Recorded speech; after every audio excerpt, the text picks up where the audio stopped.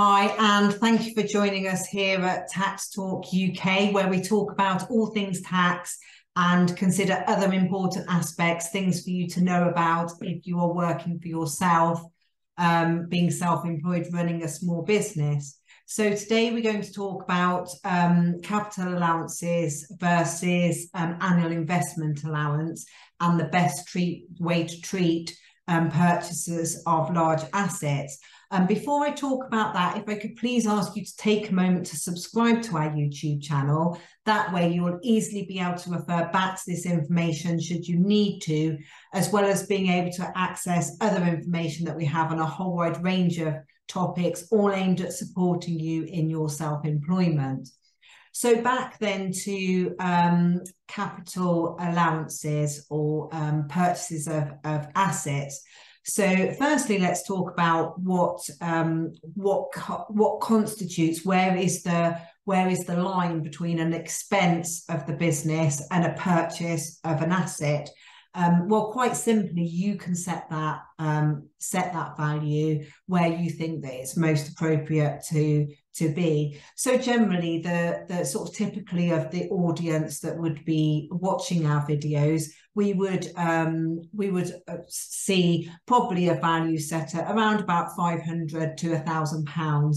So therefore, you say anything under, if you say £1,000, for example, anything under 1,000 will be expense. That will just be treated as an expense for the business in the year that it was incurred and just treated along with the other costs. Anything over £1,000 will be treated as an asset. And of course, you will know your business and what is the best value to set. In these days of annual investment allowances, there's not really a big problem with treating as an asset or an expense. Before annual investment allowances, when we only had depreciation, of course, there was perhaps a behaviour to expense something, so you could claim the tax relief all at once, and so therefore we had to give more thought in those times to justifying whether something was an expense or an asset. So we decide ourselves within our business a reasonable. So you can't, of course, say I'm going to expense everything under sort of £10,000. It needs to be a reasonable amount for the business, and it's just to save you having to keep an asset register for every staple that you have, every calculator, every sort of small items, but still having your asset register for your larger purchases. So we've decided something is to be treated as an asset then, and so it doesn't then actually become included in your profit and loss in the first instance. So of course your profit and loss is your income, your turnover, your sales, different jargon, same things, less your expenses, your purchases, your outlays within the business, and that gives you the profit for the business, i.e. how much profit, how much of that income you've been able to retain that hasn't been spent in generating the income. So then once you've got your profit, then obviously we would be looking to make adjustments regarding the assets that you've purchased. And this is what we've been asked to cover. So we've covered before in more detail about whether something's treated an asset and how that works. But specifically, what we've been asked to cover in more detail is, should you choose to claim an annual investment allowance, or should you choose to depreciate? Now, of course, if you depreciate, and I'm going to run through an example in a second, then you are spreading that cost over a few years, ideally over the useful life of the asset. If you're claiming an annual investment allowance, then it's essentially the same as expense, and all of that cost is going to go against the profit for that year. And one of the things that we talked about before, which I just wanted to mention in this video, is of course you do need to consider any repercussions of that, because your taxable profit will be your profit less your capital allowances or less your annual investment allowance. So if, for example, you're considering applying for a mortgage in the next year or so, and you have claimed an annual investment allowance, then it's unlikely that your lender will take into account that your profit has dropped in that particular year because of the investment in the business. That is the figure they will take. So that could jeopardize you being able to get your mortgage that you require. And another implication is if you receive any benefits, any income support, or anything that's means tested, of course, will be based on your taxable income, which is your profit less your capital allowances or your annual investment allowance. So that is a completely different aspect, but something that you need to consider when you're deciding whether to claim an annual investment allowance or capital allowances, whether it's important that you're going to need to demonstrate that your income is stable for lending purposes, for example. But let's just look at what actually happens in the sort of tax liability side of things. So if you we're going to use an example where you purchase an asset for £15,000, so that clearly is an asset. There's not going to be any question of expense in that. So we've purchased the asset for £15,000. So if you choose to treat that as an annual investment allowance, then your profit in that year would be reduced in the entirety by the 15,000, by the full cost of the asset. So of course, one thing to take care of is that you don't reduce your income below your personal allowance, because that's not tax efficient. Although in that 1 year you may have it may be great because you may have a good dip in your tax liability. Of course, in the whole scheme of things, you're not going to maximize the tax liability for that asset. So, but assuming that you can take the 15,000 off of your profit and it becomes and you're still over your personal allowance, then there's no reason why you couldn't do that, and that will bring your taxable income right down, and you will have a dip in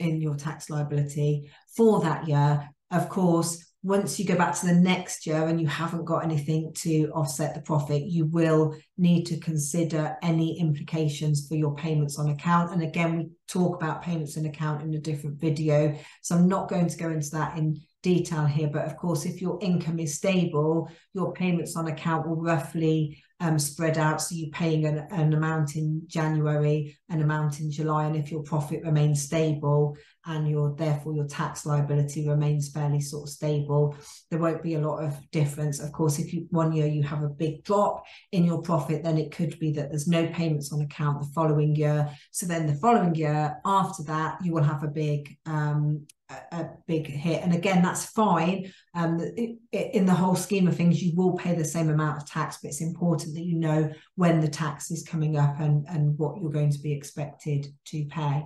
So I'm just going to pop up a slideshow and just run through an example of if that £15,000 asset, we chose to depreciate it as opposed to claiming the annual investment allowance, and what that would look like in the accounts for the next few years. So we're purchasing our asset for £15,000. We've decided that we're not going to claim the annual investment allowance, but we want to depreciate the asset.